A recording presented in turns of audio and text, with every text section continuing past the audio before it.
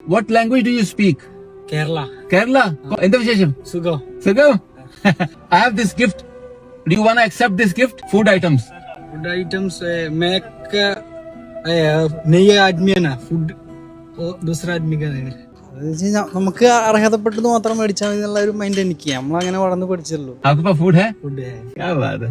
दूसरा आदमी है फूड नहीं है आदमी है ना. हाँ. वो क्या चाह रहा है? अल्लाह प्रे करेगा. अल्लाह प्रे करेगा.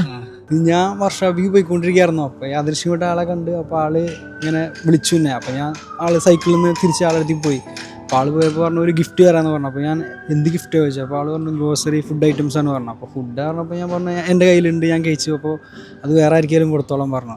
അത്ര പറഞ്ഞുള്ളൂ. ഇത്രയും പറഞ്ഞിട്ടുള്ളൂ ജിനീഷ്. പാകിസ്ഥാൻ സ്വദേശിയായിട്ടുള്ള വ്ളോഗർ ട്രാവലർ അംജദ് അലിയാണ് ലോകത്തിനു മുന്നിൽ ജിനീഷിനെ അവതരിപ്പിച്ചത്. ഭക്ഷണം എന്ന് പറഞ്ഞു കഴിഞ്ഞാൽ അത് നമ്മളെല്ലാവരും പണിയെടുക്കുന്നത് അതിനു വേണ്ടിയാണ്. അപ്പോൾ അത് എന്ന് വെച്ചാൽ നമുക്ക് ആവശ്യത്തിനേ കഴിക്കാൻ പറ്റുള്ളൂ.